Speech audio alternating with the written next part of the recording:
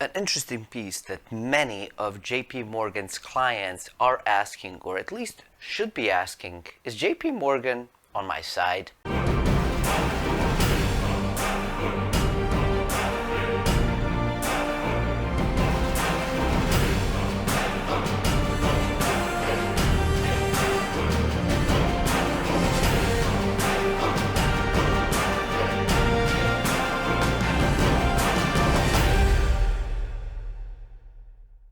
Hi everybody, my name is Nev of One Deal Away, and this is exactly what we're going to discuss of kind of what's going on with JP Morgan and why some of the customers and clients of JP Morgan might be wondering whether JP Morgan is truly on their side and working in their best interest. You might have heard of a guy called Jamie Dimon. Jamie Dimon is a CEO of JP Morgan Chase, and he's been very publicly speaking quite negatively about Bitcoin, cryptocurrencies, the whole 9 yards. Now, while he was doing that on one side, on the other side, he was actually creating his own cryptocurrency that didn't do much of any good. He tried, it failed. It's okay. That's what sometimes happens in entrepreneurship and business. But that wouldn't have been a problem that he actually went in and tried it. But the fact that he was still bad mouthing all the other products while he's attempting to play within the asset class. Now, the second very interesting thing that has happened is that a couple of weeks ago, reports started coming in where JP Morgan was advising its own clients to not go into Bitcoin, to not go into cryptocurrencies, to have nothing to do with this stuff whatsoever. And we're having very, very, very good, I would call it, sales pitches to those customers to get them back into the paper assets, into the market that I believe is dying a very slow and painful death. Now, again, that wouldn't have been a problem if the things were aligned. However, while again, JP Morgan is advising their customers to stay out of the crypto market, JP Morgan started investing in it, basically front-running their own customers. Now, that should be illegal in any book, but even if it's not illegal, highly immoral and highly unethical. There was a news report that JP Morgan is now helping finance companies like Coinbase. Coinbase, if you don't know it, is a US-based company where you can actually go in and purchase and trade many different cryptos. And so that's part that is making it very interesting, that not only did he attempt the JP Morgan attempted to start their own crypto, which means that they're playing within a space. Now they're financing the exchanges, and there's a report that there might have some funds that are sort of like, right, when you put money in a fund, not everybody knows whose money is in that fund, except for people that are owning it.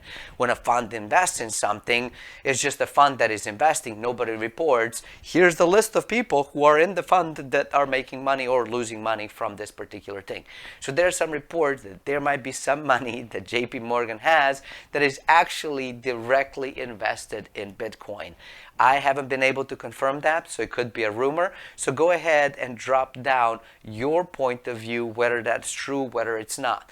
But my biggest thing is of why is a company that is meant to have their customers' interest at heart, to protect their money, to grow their money, to ensure that their wealth is actually preserved and can grow. Why are they actually prohibiting them, or not prohibiting, but convincing them to stay out of something that they're jumping in?